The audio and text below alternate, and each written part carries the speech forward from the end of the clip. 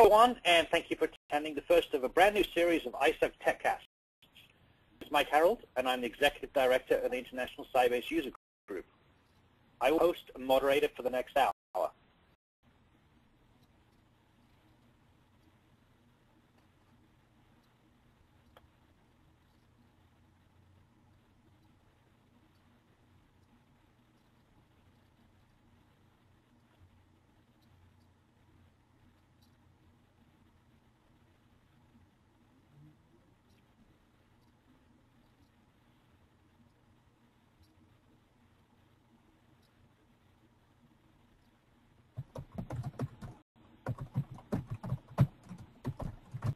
I apologize, having a small problem there, switching the slides here.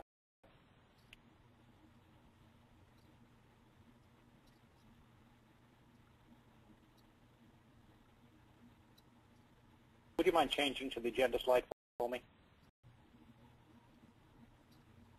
Thank you very much.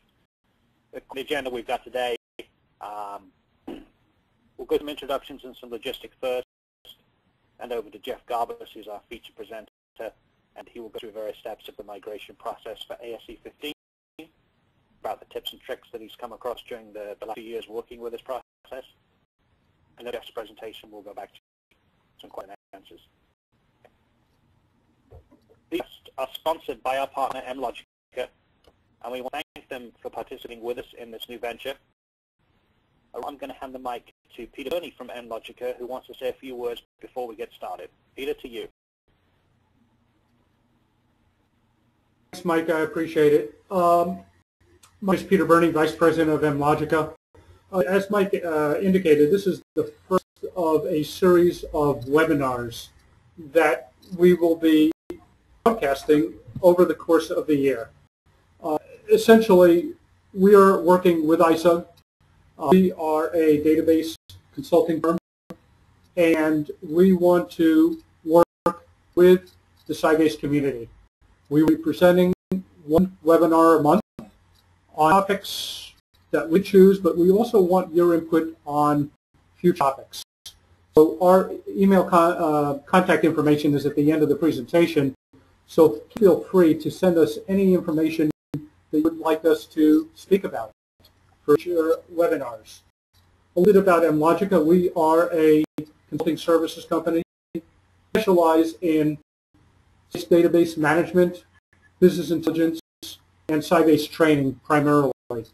And we're looking forward to working with all of you folks over the course of the year on these webinars.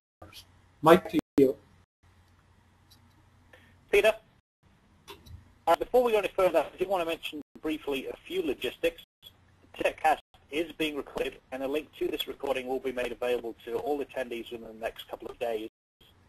If you have any questions during the TechCast, please submit them via the console. We'll run through these questions at the end of the presentation during the Q&A session. If time permits, we'll also take some live questions as well. We do have a hard stop at the top of the hour, so any unanswered questions will be answered after the TechCast. To facilitate that, we suggest you include your email address when you submit the question over the console. I want to take a few moments just to talk to you about us, the International Sybase User Group, otherwise known as ISUG. Are brought to our members free of charge as part of the benefits offered by the organization. We'd like to welcome the new members who have joined us in the past few days in order to attend today's TechCast. We encourage all of the associate members within the organization, especially those here today, to visit our website at www.isug.com to learn more about us and what we do, and to consider upgrading to a full membership. ISUG is an independent organization that exists solely through the financial support of our members and partners. It does start at just $25 depending on your location. Those of you that upgrade to our green or gold memberships will receive, among other things, a subscription to the ISUG Technical Journal. It is published monthly in electronic format and quarterly in print format, and contains technical articles related to the use of Sybase software, with pieces on more general IT architecture and strategy. We'll be sending out some additional information about ISUG after today's presentation. And without any further ado, let's move to today's feature presentation. My pleasure to introduce Jeff Garbus, who's going to give us a presentation on tips and tricks migrating to ASE 15. Jeff has over 20 years of hands-on experience in architecture, tuning, and administration of Sybase ASE databases, emphasis on assisting clients in migrating from existing systems to the latest versions. Jeff, over to you. Thank you very much, Mike. I appreciate the nice introduction. Do I have control? Looks like I do. Outstanding. Thank you, buddy. Thank you for joining, and I'm going to be your speaker for today. Now, as far as the presentation goes, this is not intended to be everything you wanted to know about migrating to 15. What I'm simply going to talk about is a little bit about methodology. I'm going to talk about a few gotchas. Talk about methodology, I'm going to talk about a few gotchas, and we'll see how things go. I have a note here that I need to speak a little bit more loudly. Please indicate if this works.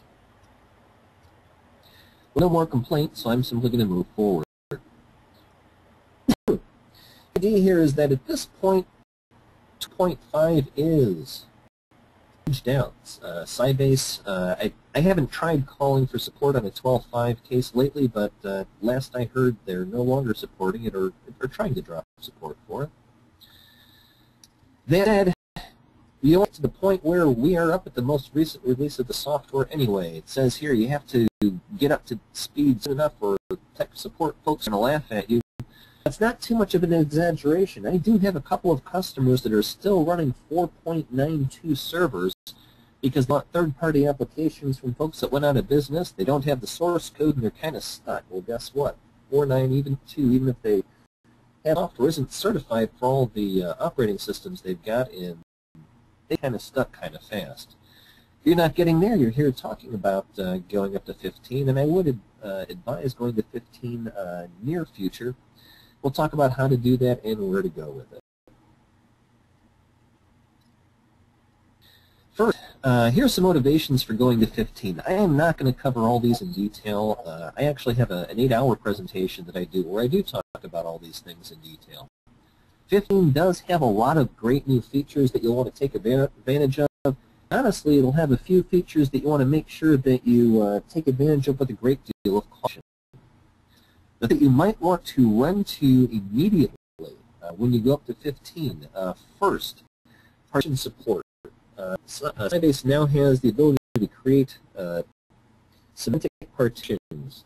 For those of you with very large databases, and a lot of you at Sybase have very large databases, the past 2 months I've been at 3 different customers in the 2 to 5 terabyte range, just in terms of their main database, much less any ancillary databases. And anything with a terabyte in front of it, from my perspective, is respectable. Just, I think I'd love to have the disk concession. In fact, I've offered to work for free if I could sell folks all their disks, and they said no. Partition support, along the same lines of partitioning support, is very large storage support. One of the things you have to look at as you start growing is that in previous releases of Sybase, you had